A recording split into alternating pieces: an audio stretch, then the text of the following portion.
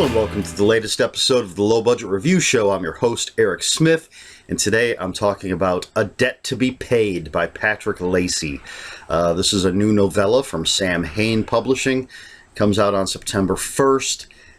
It's only available digitally, so I don't have a physical copy to hold up and show you 50 times like I tend to do. But if you want to check out that cover again, go back to the beginning of the video and take a look at it. So let's get into it. A Debt to be Paid. 20 years ago, Jillian Foster sort of kidnapped her daughter Meg and hit the road. Jillian suffers from schizophrenia, and she believes that these shadowy, menacing figures are after her. So she grabs her daughter and takes off. Now, eventually, she realizes that what she's doing may not be the best thing for Meg. So she heads back home, and her husband calls the cops on her and has her put in a mental hospital. I mean, she is suffering from schizophrenia. And then we jump ahead 20 years. Meg is all grown up now. She's moved to a new town. She has a new job. Eventually meets a guy, starts dating, so she has a new relationship. And she starts seeing shadowy, menacing figures. So, is she simply suffering from schizophrenia like her mother? Or is there something more going on? Those are the questions that we're going to get answers to in A Debt to be Paid. This is a quick little read, and it's quite entertaining.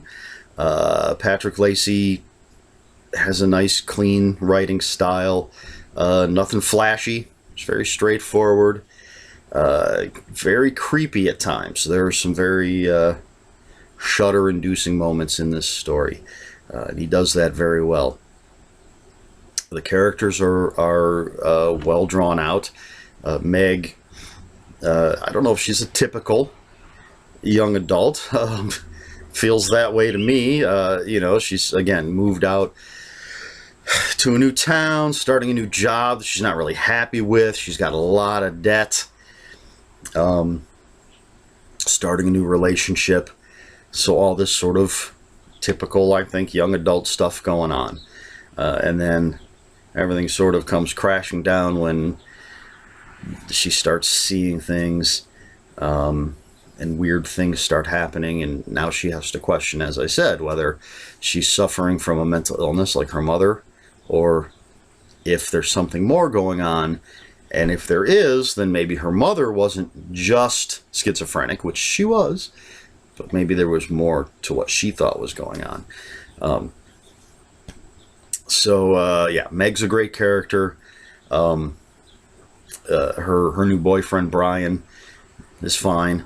He works at a bookstore, so he gets extra points for that. You know, he's a decent character.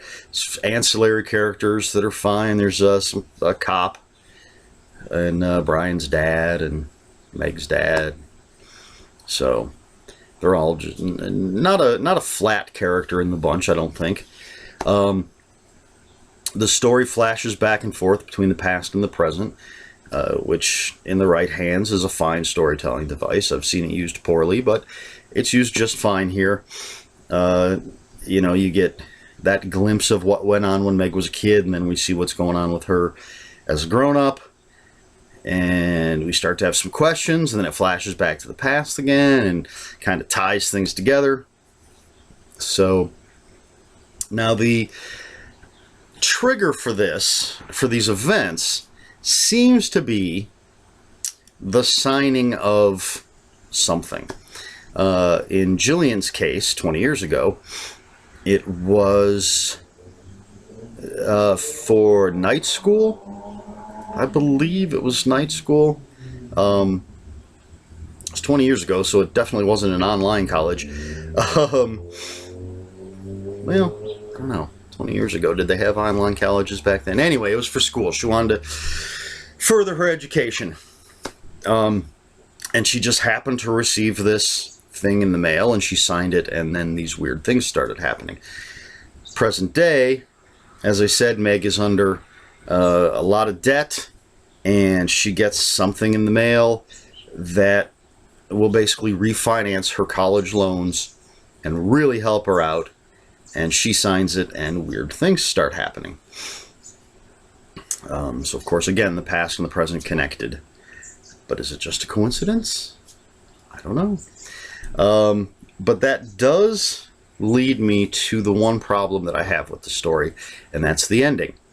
I was very unsatisfied with the end, the main ending, because there was a little sort of epilogue. It's not called an epilogue, it's just the last chapter. But that's kind of separate, and I do like that that's there. But the main ending, as I'm going to call it, yeah, it left me unsatisfied. I have no problem with open-ended stories. But in this case, there's no acknowledgement that this seems to be open-ended, if you know what I'm saying. And what I'm going to do, I'm going to try, well, I'm going to use an analogy here, and hopefully it will make sense. I talked about how Jillian signed something 20 years ago, and then these weird things started happening.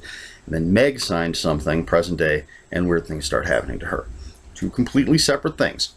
So, this is going to be kind of spoilery. Even though I'm using an analogy, it's still going to be a little spoilery. So, this is the way I'm going to put it. Let's say we have a mother and daughter who both owe money to the mob. Two completely separate debts. The mother has her debt, and the daughter has her debt. Completely separate. And the mother and daughter happen to be in the same place at the same time when the mob sends some leg breakers. So the leg breakers show up. They're there to collect from both the mother and daughter, I assume. And the mother steps forward, pays her debt. Not the daughter's, just hers. And the leg breakers take it, and then they leave. And that's it. And then there's nobody's like, wow, are they going to come back for the money that I owe them? Whatever, you know, it's they just leave, and that's it. Yeah, I'm pretty sure I just gave away the ending. But anyway, it just didn't satisfy me.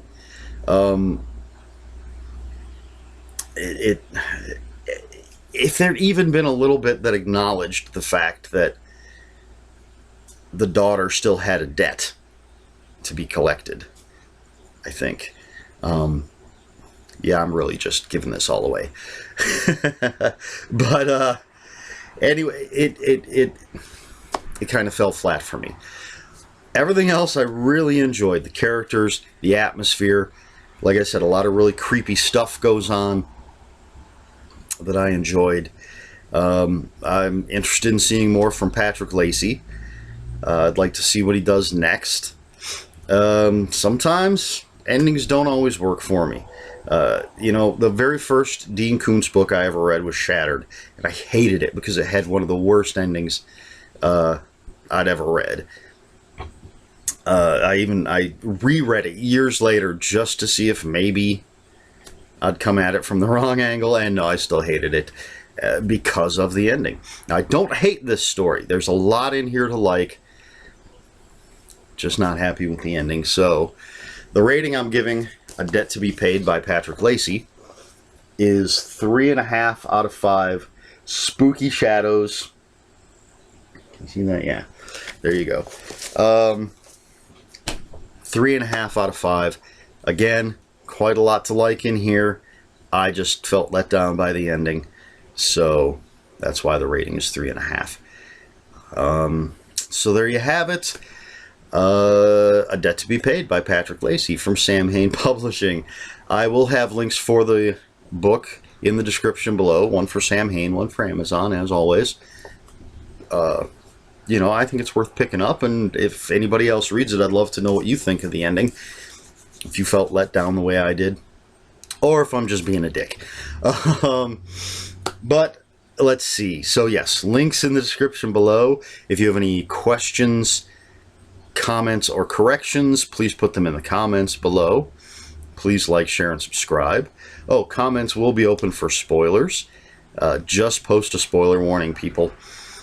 So if you want to, if you didn't break my analogy code there, excuse me, and you want to know what the hell I was talking about, just ask me in the comments and I'll post a nice big spoiler warning, and then I'll tell you exactly what I was talking about. So there you have it. This has been the Low Budget Review Show. I have been Eric Smith, and until next time, read more books.